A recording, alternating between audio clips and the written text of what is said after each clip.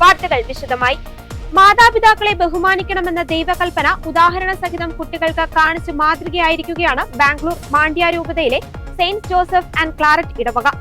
പിതൃവേദി, ലേ Claretian, medical fraternity എന്നീ സംഘടനകളുടെ സഹായത്തോടെ ഇടവക വികാരി ഫാദർ ജസ്റ്റിൻ കുഴിവേലിന്റെ നേതൃത്വത്തിലായിരുന്നു ക്രിസ്തുമസിന് ഒരുക്കമായി ഇടവകയിലെ മുഴുവൻ കിടപ്പ് രോഗികളെയും 65 വയസ്സിന് മുകളിൽ പ്രായമുള്ള എല്ലാ മാതാപിതാക്കളെയും ദേവാലയത്തിലെത്തിച്ച് പ്രത്യേക ദിവ്യബലി അർപ്പിച്ചു പ്രാർത്ഥിച്ചത്.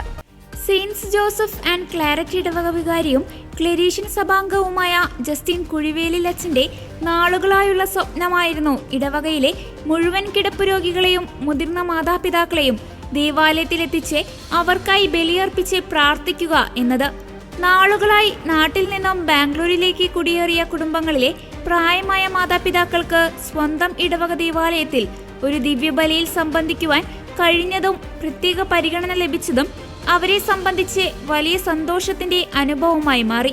കിടപ്പ് രോഗികൾക്കായി കട്ടിലുകൾ, വീൽചെയർ, മെഡിക്കൽ സൗകര്യങ്ങൾ, ആംബുലൻസ് എന്നിവ ഒരുക്കിയിരുന്നു.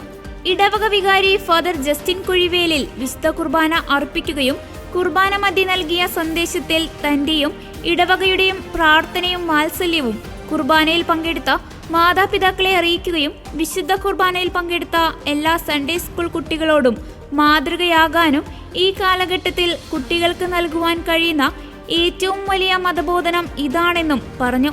വിശുദ്ധ കുർബാനയ്ക്ക് ശേഷം എല്ലാ രോഗികൾക്കും മാതാപിതാക്കൾക്കുമായി വികാരിയച്ഛന്റെ നേതൃത്വത്തിൽ പ്രത്യേക പ്രാർത്ഥന നടത്തുകയും അവർക്ക് ക്രിസ്തുമസ് സമ്മാനങ്ങൾ വിതരണം ചെയ്യുകയും ചെയ്തു.